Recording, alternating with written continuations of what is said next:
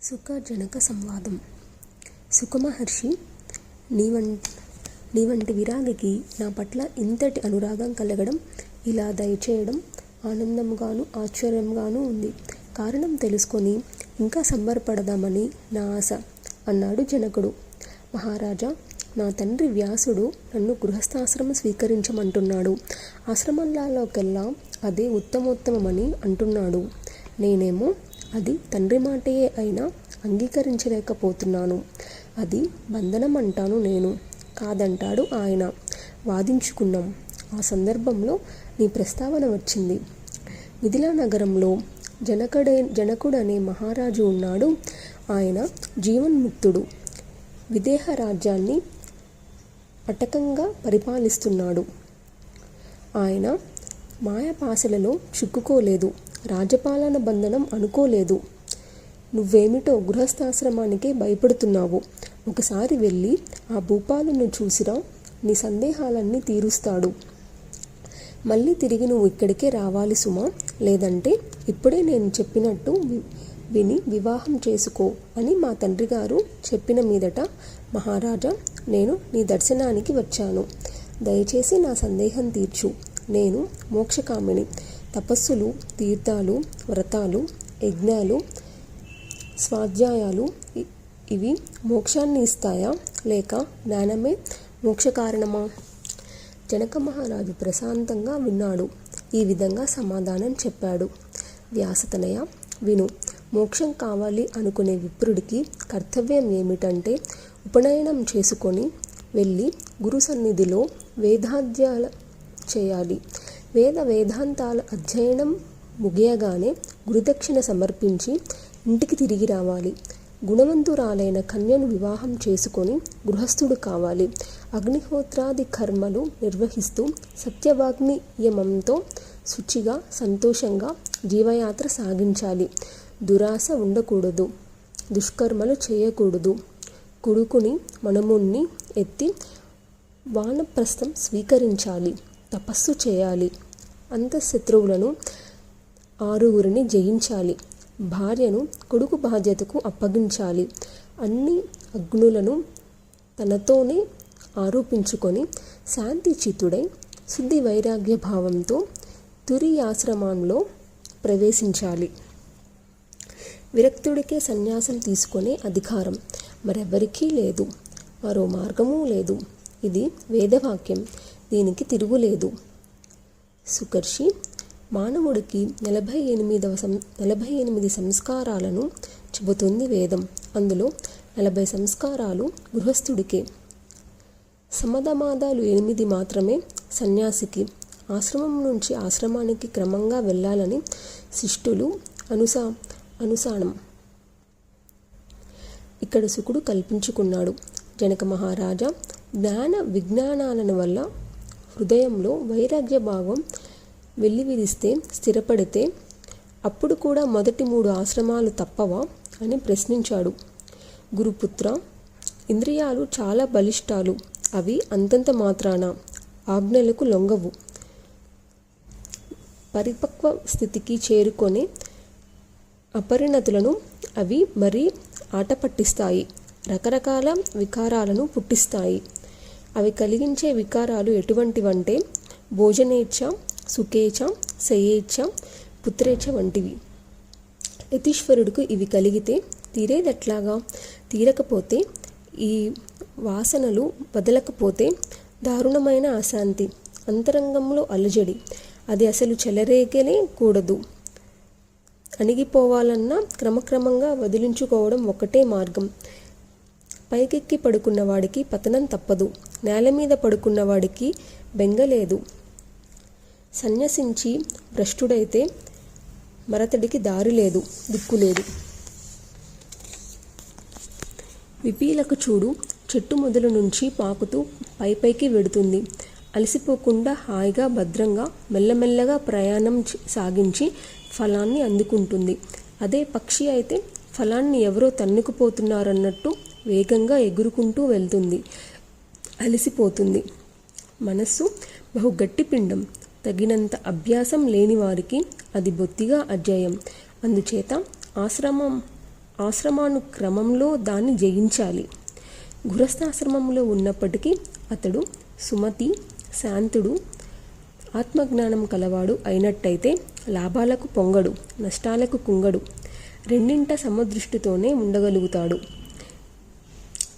వేదవహిత కర్మలను ఆచరిస్తూ దుష్కర్మలను పరిహరిస్తూ యథాలాభ సంతుష్టుడై జీవయాత్ర సాగించేవాడు నిస్సంశయంగా ముక్తుడవుతాడు. నన్ను చూడు, రాజ్యపాలనలో ఉండి జీవన్ముక్తిని కాగలిగాను. యథేచ్ఛగా సంచరిస్తున్నాను, అయినా నాకేమీ అవ్వడం లేదు. వివిధ భోగాలను అనుభవిస్తున్నాను, అనేక కార్యాలను చేస్తున్నాను, అయినప్పటికీ ముక్తుణ్ణి కాగలుగుతున్నాను. అలాగే నువ్వు అవ్వాలి, కాగలవు, ప్రయత్నించు. విప్రకుమార, మరొక రహస్యం విను. కనపడేదాన్ని కష్టపడి ఎలాగోలాగా బంధించవచ్చు. కనపడని దాన్ని ఎలా బంధిస్తావు?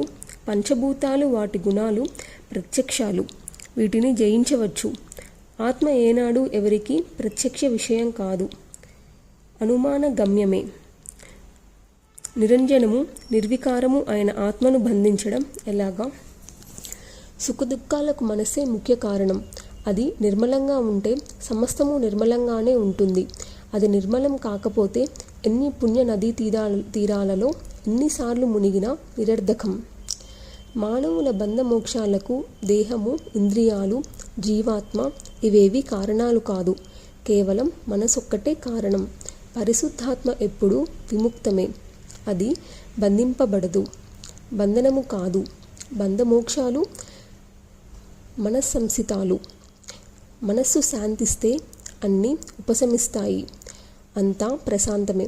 శత్రువు, మిత్రుడు, ఉదాసీనుడు, ఈ భేదాలు మనఃకల్పితాలు. కల్పించిన ఏకాత్మకకు ఇటువంటి భేదాలు అసంభవాలు.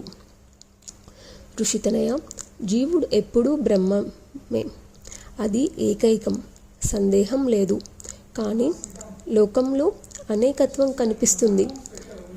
అది అవిద్యా కల్పితం. విద్యతో దాన్ని తొలగించుకోవాలి.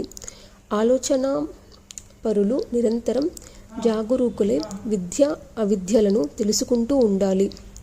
ఎండలేనిదే నీడ సుఖం తెలియనట్టు ఈ అవిద్య లేనిదే విద్య అవగతం కాదు. గుణాలు గుణాలలోనే ఉంటాయి, ఇంద్రియాలు ఇంద్రియార్థాలలోనే ప్రవర్తిస్తాయి. కనుక అక్కడ ఆత్మకు ఏ దోషము లేదు. ఇంతకు వ్యాసపుత్రుడా, వేదాలు ఏర్పరిచిన ఈ మర్యాద అంతా ధర్మరక్షణ కోసమే. లేకపోతే సౌగతులకులాగా, అంటే బౌద్ధులలాగా ధర్మ వినాశనం మనకు తప్పదు. ధర్మనాశనం జరిగితే వర్ణాచారాలు నశిస్తాయి. అందుచేత వేదోక్త మార్గంలో ప్రయాణించడమే అందరికీ అన్ని వేళలా శుభప్రదం. జనకుడు చెబుతుందంతా ఏకాగ్ర చిత్తంతో వింటున్నాడు శుకుడు. ఈ చివరి మాట ఎందుకో రుచించలేదు, ప్రశ్నించాడు. మహారాజా, నువ్వు చెప్పినదంతా విన్నాను. ఒక సందేహం మిగిలిపోయింది. వేదం చెప్పే ధర్మాలలో కొన్ని హింస బహుళాలు కదా. అటువంటప్పుడు వేదధర్మం ముక్తిప్రదం ఎలా అవుతుంది? ఉదాహరణకు సురాపానం, పశుహింస, మాంసభక్షణం ఇత్యాదులు అధర్మాలే కదా. సౌత్రమణి వంటి కొన్ని క్రతువులలో సురాపానం చెప్పింది వేదం. అలాగే జూత క్రీడ, ఇలాంటి దోషాలున్న వ్రతాలు చాలానే ఉన్నాయి. వెనకటికి వందలాదిగా యజ్ఞాలు చేసిన శశబిందు మహారాజు కదా, తెలిసినదే కదా. ఆ యజ్ఞాలలో బలి చేసిన పశువుల చర్మాలు వింధ్యాపర్వతమంతా గుట్టు అయినట్టే. రక్తము, కొవ్వు ప్రవాహాలు కట్టి ఏకంగా చర్మన్వతి అనే నది ఏర్పడిందట. అయినా ఆ రాజు స్వర్గాన్ని పొందాడట. ఇలాగని అతని కీర్తి ఇప్పటికీ నిలిచిపోయింది. ఇటువంటి హింసాత్మక ధర్మాలను బోధించే వేదాల పట్ల నాకు బుద్ధి కుదరడం లేదు. పురుషుడు స్త్రీ సంగమం వల్ల సుఖపడతాడు, అది దొరకకపోతే దుఃఖిస్తాడు. మరి సంసారి జీవన్ముక్తుడు ఎలా అవుతాడు మహారాజా? ఇవి నాకు ఇప్పటికీ మిగిలిపోయిన సందేహాలు. దయచేసి వివరించమన్నాడు శుకుడు. జనకుడు ఉపక్రమించాడు. విప్రోత్తమ, యజ్ఞాలలో ప్రత్యక్షంగా కనిపించే హింస నిజానికి హింస కాదు, అది అహింస. ఉపాధి యోగాన్ని బట్టి కదా హింస అహింసల నిర్ణయం ఉంటుంది. అగ్నిలో ఇంధనం వేస్తే పొగ వస్తుంది, వేయనప్పుడు ఏమీ ఉండదు. అలాగే ఇదీను. విరాగికి ఇది అహింస, అనురక్తుడికి హింస. రాగం లేకుండా అహంకారం లేకుండా చేసే ఏ పనైనా అకృతం అంటారు వేదవేత్తలు. ఆత్మను జయించిన ముముక్షువుల దృష్టిలో అది అహింస, గృహస్థులకేమో హింసగానే అనిపిస్తుంది. ఇలా చెప్పి జనకుడు ముగిస్తే కాబోలనుకున్నాడు శుకుడు. అక్కడతో హింస అహింసల గొడవ వదిలిపెట్టేశాడు. మరిన్ని మౌలికమైన సందేహాలు లేవనెత్తాడు. రాజోత్తమ, మాయావృతుడై మాయమధ్యంలో ఉంటూ మనిషి నిస్పృహుడు విరాగి ఎలా కాగలుగుతాడు? శాస్త్రజ్ఞానంతో నిత్యానిత్య వివేకాన్ని పొందిన మనస్సు మోహాన్ని విడిచిపెట్టకపోతుందా? మరి నరుడు ముక్తుడయ్యేది ఎలాగా? అంతర్గతమైన చీకటిని పోగొట్టడానికి శాస్త్రబోధకుడు సరిపోతాడనుకోను. వెలిగించకుండా దీపం అన్నంత మాత్రాన చీకట్లు తొలగిపోతాయా? మహారాజా, మరొక సంగతి. ఏ ప్రాణానికి హాని చేయకూడదు, ద్రోహబుద్ధి ఉండకూడదు. ఎప్పుడు పండితులు చెప్పేది అదే కదా.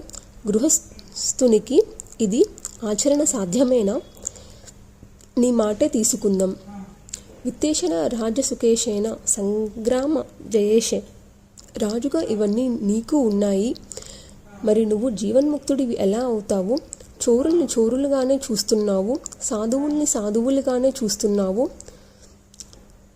స్వపరత్వం నీకు ఉంది. విదేహుడివి నువ్వు ఎలా అవుతావు? పులుపు, చేదు, కారం, ఉప్పు రుచులన్నీ ఎరుగుదవు. నచ్చినవి ఆస్వాదిస్తున్నావు. నీ చిత్తం నచ్చినవి రుచించినవి అలా ఆస్వాదించలేకపోతుంది. కాలోచితంగా జాగ్రత్త, స్వప్న, సుషుప్త అవస్థలు నీకు నడుస్తూనే ఉన్నాయి. మరి తురియాశ్రమంలో ఉన్నానంటే ఎలాగా? రథ, గజ, అశ్వ, పదాతి బలాలు నీ వంశంలో ఉంటాయి. వీటన్నిటికీ నేనే ప్రభువును, అధిపతిని అని అనుకుంటూ ఉండవా? రుచికరమైనది, నచ్చినది తింటావు, ఆనందిస్తున్నావు. ఇంకా విమనస్కత్వం ఏమిటి? పూలదండ, నాగుబాములు పట్ల సమదృష్టి కలవాడు ఎవడు? ఎక్కడున్నాడు? హే రాజన్, మట్టి చెక్కను బంగారం ముక్కను ఒకేలా పరిగణిస్తూ సర్వత్రా ఏకత్వ బుద్ధి కలిగి సర్వప్రాణకోటికి హితం చేస్తున్నట్టయితే అతడు కదా విముక్తుడంటేను. రాజేంద్ర, నిజం చెబుతున్నాను. నా మనస్సు ఇప్పుడు ఇంటి గుమ్మాల వైపే పోవడం లేదు. అత్యంత విరాగిని, ఏకాకిగా సంచరించాలని ఉంది. కందమూల ఫలాలు తింటూ నిస్సంగంగా, నిర్మలంగా, శాంతంగా ఒక అడవి జంతువులాగా నిర్ద్వందునై నిష్పరి కాలం గడపాలని ఉంది. విరాగిని, గుణాతీతుణ్ణి. నాకు ఇల్లు ఎందుకు, ఇల్లాలెందుకు, డబ్బు ఎందుకు? మరి నువ్వు రాగసమాకుడివి. నీ వైరాగ్యం వట్టి నటన, ధమ్మం. కాసేపు చింతన, కాసేపు ధన చింతన, కాసేపు సైన్య చింతన. నీకింక నిశ్చింతత ఎప్పుడు? నీ వంశీయులకు విదేహులు అనే పేరు పెద్ద అసత్యం, మోసం. మితాహారులైన వైఖాన సమునులు కూడా అసత్యమని ఎరిగి సంసారాల్లో పడిపోతారు, మోహులవుతారు. ఇక మీరనగా ఎంత? మిమ్మల్ని విదేహులు అనడం, మూర్ఖుణ్ణి విద్యాధరుడు అనడం, పుట్టుగుడ్డుని దివాకరుడు అనడం, దరిద్రుణ్ణి లక్ష్మీధరుడు అనడం పేరుకే విదేహులు, కర్మాచరణకు కాదు.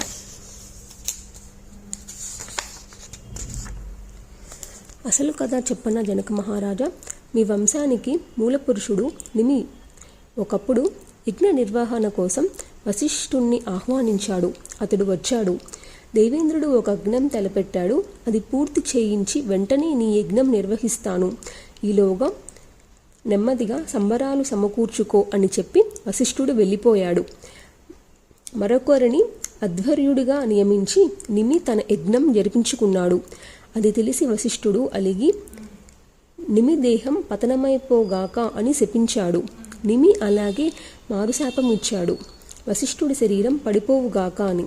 ఇద్దరూ అన్యోన్య శాపాలతో పడిపోయారట. అప్పటి నుంచి మీ వంశీయులు విదేహులు అయ్యారే తప్ప దేహాభిమానం లేనంతటి విరక్తులైనందువల్ల మాత్రం కాదు. అది సరే, విదేహుడు గురువుని శపించడం ఏమిటి? ఇదంతా వినోదంలా అనిపిస్తుంది నాకు. రాజా, నువ్వేమంటావో? శుకుడు కొంచెం ఘాటుగానే మాట్లాడాడు. అయినా జనకుడు జితేంద్రుడు, జీవన్ముక్తుడు కదా, నిండుకుండా వివరణ ఇచ్చాడు. విప్రేంద్ర, నువ్వనేది నిజమే, అసత్యం ఏమీ లేదు. అలాగే జరిగి ఉంటుందని నా అభిప్రాయం కూడా. సరే, దానికేమీ వంశచరిత్ర కాసేపు అలా ఉంచుదాం. నువ్వు గురుపుత్రుడివి. గురువు నాకు పరమపూజ్యుడు. మిత్రబంధాన్ని విడిచిపెట్టేసి నువ్వేమో అరణ్యాలకు పోవాలి వెళ్తున్నావు. వెళ్ళాక నీకక్కడ మృగాలతో అనుబంధం ఏర్పడదా? సృష్టి అంతటా ప్రాణకోటి ఉంది. మరి నిసంగత్వం నీకు ఎలా సాధ్యపడుతుంది? ఆహారం కోసం, అది ఆకో అల్లమో ఏదైనా కానీ, దానికోసం చింత తప్పదు కదా. మరి నిశ్చింతుడివి ఎలా కాగలుగుతావు? వనాల్లో ఉన్న దండార్జునుల చింత ఎటూ తప్పదు. అలాగే ఆలోచించకపోయినా నాకు రాజచింత తప్పదు. మోక్షానికి వికల్పాలు వస్తాయని ఊహించి నువ్వు దూరదేశాలకు పోవాలనుకుంటున్నావు. నాకు అలాంటి సందేహం లేదు. సర్వదా నిర్వికల్పుణ్ణి. హాయిగా తింటున్నాను, సుఖంగా నిద్రపోతున్నాను. నేను బద్ధుణ్ణి కాను అనే జ్ఞానం ఉంది నాకు. కనుక నాకెప్పుడు సుఖమే, నీకెప్పుడు దుఃఖమే. బధుణ్ణి అనుకుంటున్నావు కనుక అందుచేత ముందు ఆ శంకను వదిలించుకో, సుఖపడతావు. ఈ దేహం నాది కాదు, ఈ బంధం నాది కాదు. ముక్తత్వం అంటేను. అలాగే ఈ ధనం, ఈ గృహం, ఈ రాజ్యం ఇవేవీ నావి కానే కావు అని జనకుడు ముహించాడు. సౌనకాది మహామునులారా, అప్పటికి శుకుడికి సంతృప్తి కలిగింది. వీడుకోలు తీసుకొని వెంటనే వ్యాసాశ్రమం చేరుకున్నాడు. తిరిగి వస్తున్న కొడుకును చూసి వ్యాసుడు సంతోషించాడు. కౌగిలించుకొని శిరస్సు మోర్కొని స్వాగతం పలికాడు. కుశల ప్రశ్నలు అయ్యాయి. వేదవిధుడు, సర్వశాస్త్ర పరాంగతుడు అయిన శుకుడు సమాహిత చిత్తంతో ఆ రమ్యమైన ఆశ్రమంలో ఉండిపోయాడు. రాజ్యం ఏలుతున్న జనకుడు సుఖంగా ఎలా ఉన్నాడో గ్రహించాక శుకుడికి పరనివృత్తి కలిగింది. యోగ మార్గం ఆశ్రయించాడు. ఆనాక కొంతకాలానికి పివరి అనే సుందరిని వివాహం చేసుకున్నాడు. 4 కొడుకులు, 1 కూతురు కలిగారు. కృష్ణ, గౌరప్రభ, భూరి, దేవశ్రుతులు కొడుకులు. కూతురు పేరు కీర్తి. ఆమెను విభ్రాజుడి కొడుకు అనూహుడికి ఇచ్చి వివాహం చేశాడు. ఆ దంపతులకు బ్రహ్మదత్తుడనే పుత్రుడు జన్మించాడు. అతడు పృథ్వీని పాలించాడు. చాలా కాలం రాజ్యం చేసి నారోపదేశంతో బ్రహ్మజ్ఞానిగా మారి కొడుకుకి రాజ్యం అప్పగించి బ్రహ్మదత్తుడు బదరికాశ్రమం చేరుకున్నాడు. యోగ మార్గం అవలంబించాడు. సుఖమహర్షి కూడా నారదుడు అనుగ్రహం వల్ల సజోముక్తి మార్గాన్ని గ్రహించి పితృబంధం తెగదెంపులు చేసుకొని కైలాస శిఖరానికి వెళ్ళిపోయాడు. సర్వ సంగ పరాజ్ఞుడివై ధ్యానంలో మునిగిపోయాడు. అటుపైని ఒకనాడు యోగబలంతో ఆ గిరిశిఖరం నుంచి పైకెగిరి సిద్ధి పొందాడు. ఆకాశంలో సూర్యుడిలా వెలుగొందాడు. శరీరం గిరిశిఖరం మీద రాలిపడింది. వ్యాసుడికి విషయం తెలిసింది. పుత్రశోకం పట్టలేకపోయాడు. కొడుకా అని విలిపిస్తూ ఆ కైలాస గిరిశిఖరం చేరుకున్నాడు. శుకుడు తపస్సు చేసిన చోట పరిభ్రమించాడు. అలసిపోయాడు. అతడి శోకాలోలాపాలను కొండ గుహలు ప్రతిధ్వనించాయి. పుత్ర అంటూ విలిపిస్తున్న వ్యాసుని చూసి శివుడికి జాలి కలిగింది. స్వయంగా వచ్చి ఓదార్చాడు. వ్యాస, ఏమిటి ఈ వెర్రి? దుఃఖించకు. నీ పుత్రుడు మహాయోగి, అకృతాత్ములకు దుర్లభమైన పరమగతిని పొందాడు. అతడి కోసం విలపించకూడదు, తప్పు. పైగా నీకు శోకరహిత స్థితి తెలుసునాయే. నువ్వు శోకించడమేమిటి? ఆ కొడుకు వల్ల నీకు ఎంత కీర్తి వచ్చిందో గ్రహించావా? నువ్వు అసలు ఊరుకో. శివుడి ప్రబోధం పనిచేయలేదు. మహాదేవ, జగత్పతి ఏం చేయడు? నా దుఃఖం ఉపశమించడం లేదు. కొడుకును చూడాలని తహతహలాడుతున్నాను అన్నాడు వ్యాసుడు. శివుడికి మరింత దయ కలిగింది. అయితే సరి, సత్యవతీ పుత్ర, నీ పుత్రుడి నీడ నీ పక్కనే ఉంటుంది. దాన్ని చూసి సంతృప్తి చెందు, శోకం విడిచిపెట్టు అని వరం ప్రసాదించి శివుడు మాయమయ్యాడు. వ్యాసుడికి కొడుకు నీడ కనిపించింది. చూసి సంతృప్తి చెందాడు. ఏడుపు ఆపేసి తన ఆశ్రమానికి వెళ్ళిపోయాడు. తన ఆశ్రమానికి వెళ్ళి వ్యాసుడు ఏమి చేశాడో, ఎలా కాలం గడిపాడో అని సౌనకాది మహామునులు సూతుణ్ణి అడిగారు. అనంతరం కథను అతడు క్లుప్తంగా చెప్పాడు.